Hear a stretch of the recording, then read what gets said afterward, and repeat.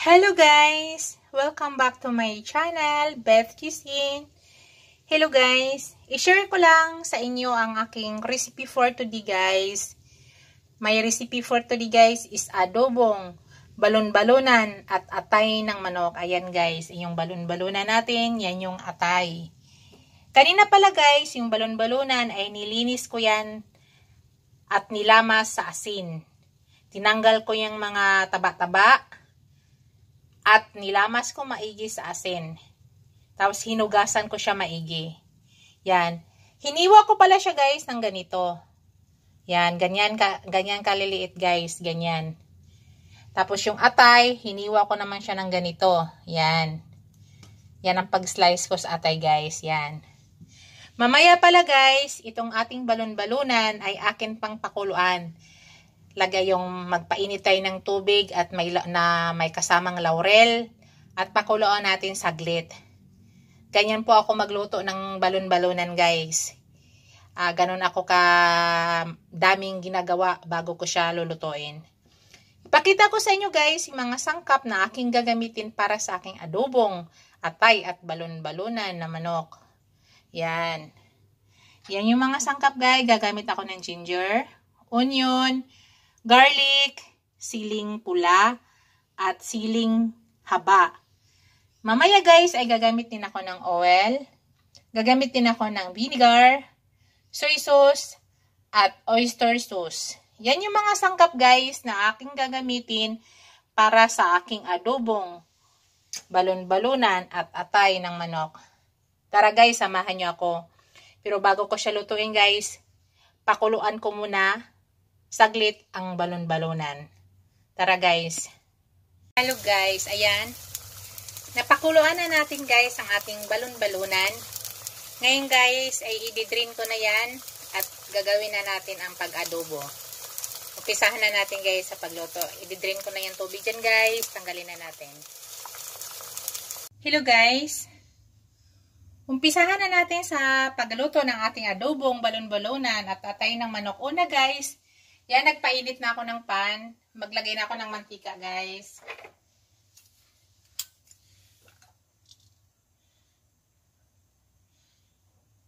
Mamaya pala, guys, gagamit pala tayo ng laurel at saka paminta. Kasi adobo nga yung lulutuin natin, kaya gagamit tayo nun.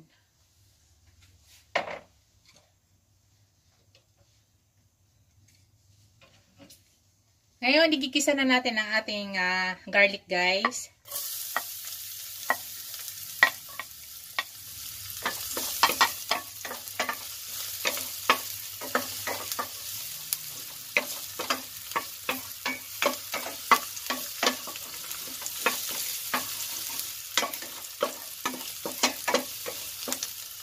Ngayon, isusunod ko na agad ang ating ginger.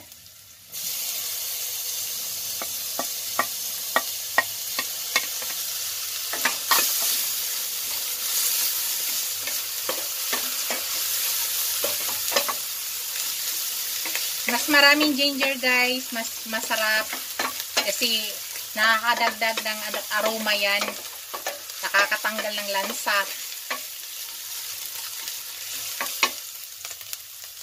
Yan. Ngayon ilagay ko na ang ating onion.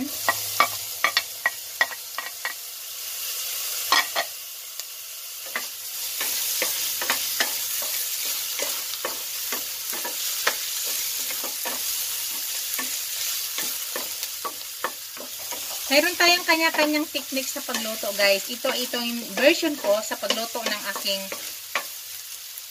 adobong balon-balunan at saka atay. Ipakita ko sa inyo yung version ko. Yan guys. Pwede na natin ilagay ang ating balon-balunan. Yan. Yan yung pinakuluan ko kanina guys. Nasamang atay, tanggalin natin.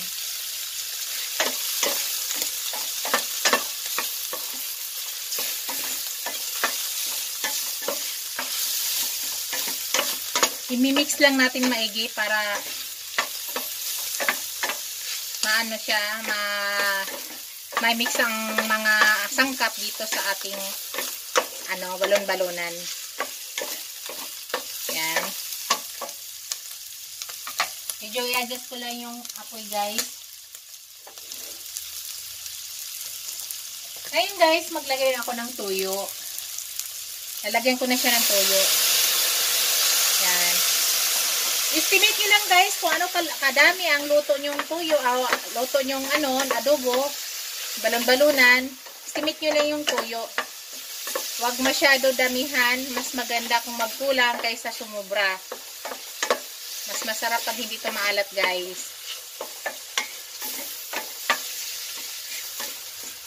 Yan.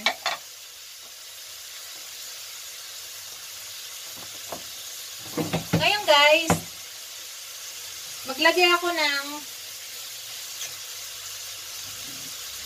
isang ganitong tubig, isang tasa, hindi masyado puno, para mas papalambutin ko pa ang ating balon-balonan.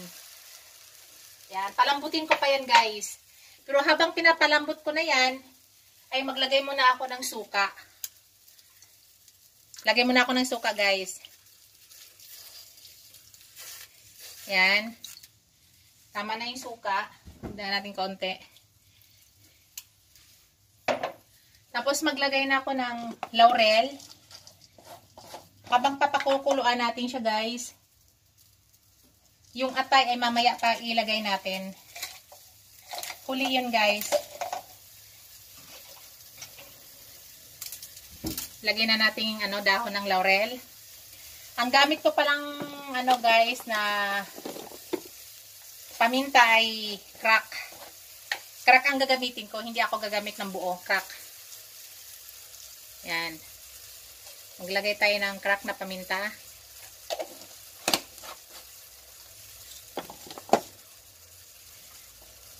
Yan. Pasingawin lang muna natin saglit yung chemical ng suka at saka tuyo. Din takpan na natin, guys. Yan.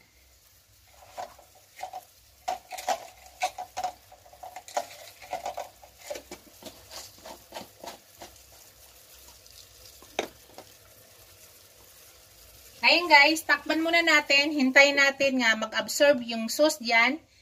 At para lumambot ang ating balon-balunan. Pakita ko sa inyo, guys, yung next step. Hayaan lang natin mga 5 minutes pagpakulo hanggang tuluyan siyang lumapot na yan dyan yung sauce niya. Bago natin ilagay yung atay.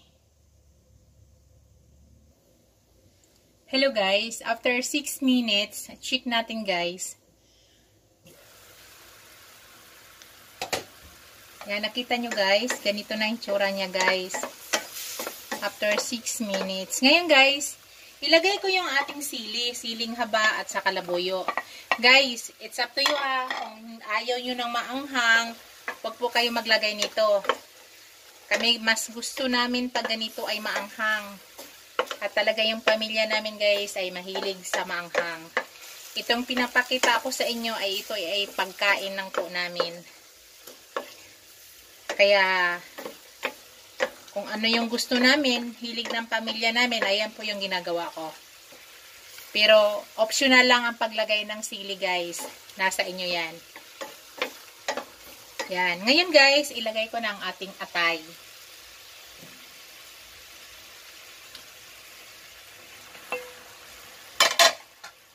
Doon ko lang ilagay ang atay, guys. Ayaw ko kasi nga nadudurog yung atay.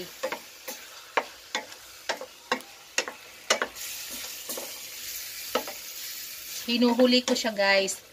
Pinapalambot ko muna ang ating balon-balunan bago ko siya sinasama yung atay. So, hintayin lang muna natin, guys, para maiwasan nating madurog yung atay pag natin i-mix ng i-mix.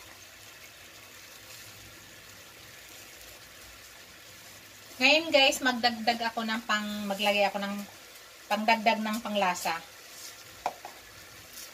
Maglagay ako ng konti, guys, na panglasa.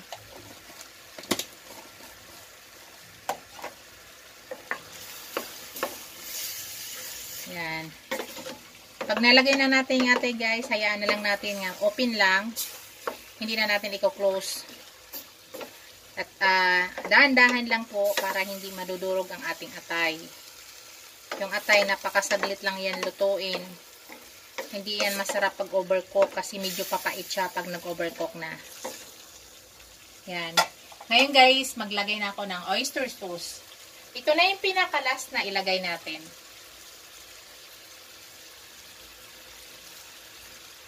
Yan. Estimate lang din guys kung ano kadami ang niluto nyo. Depende yan sa niluto nyong ano. Ganon din kadami yung ilalagay natin. Ito guys ay ano to, wala pa 1 kilo. Kulang-kulang 1 kilo to lahat.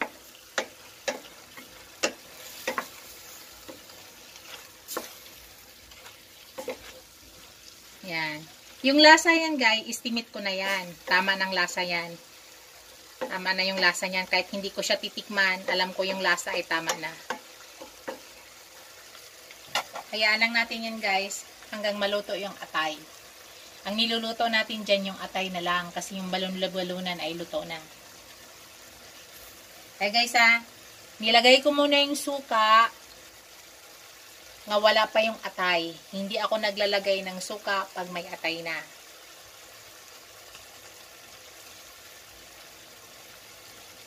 Bago pala lahat guys, kung sino pa yung hindi nakapag-subscribe sa akin, please, paki-support naman yung channel ko guys. Paki-subscribe ako. Huwag po kalimutan paki-pindot yung notification bell. At para updated kayo sa lahat ng new upload video ko. Maraming salamat guys. Maraming salamat sa lahat ng suporta nyo sa akin. Lahat. Maraming salamat po.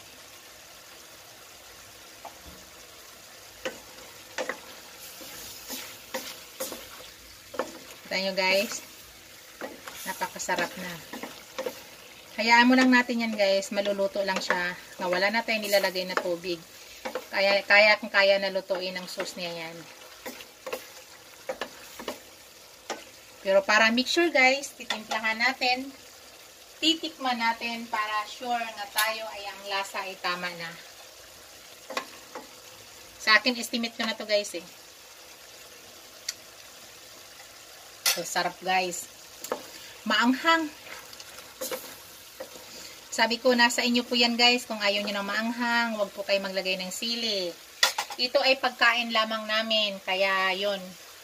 Sinusunod ko lang kung ano yung gusto namin. Ano, optional lang yung sili guys. Guys, maglagay ako ng ano ha, yung ground black pepper. Last na to guys.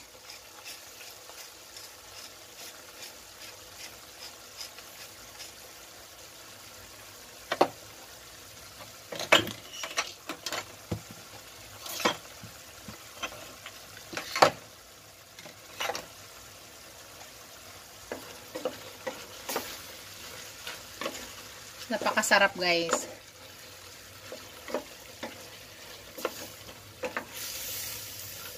Na hindi masarap kainin kasi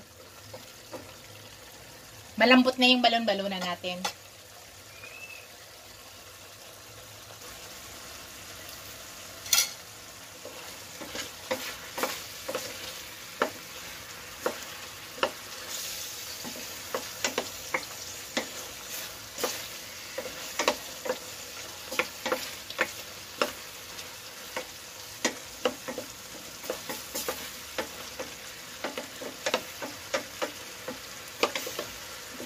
Yan guys, luto na yan guys. Ready to serve na yan guys. Patayin na natin ang ating apoy guys. Ready to serve na yan. Guys, ito na ang ating finished product. Ito na ang ating adobong balon-balunan at atay ng manok. Yan na guys. Ready to serve na yan guys. Yan. Thank you for watching guys. Don't forget to like, comment, and subscribe to my channel. Don't forget to subscribe guys. Paki-pindot yung notification bell para updated kayo sa lahat ng video ko. Thank you so much, guys. God bless you all. Bye! See you in my next video.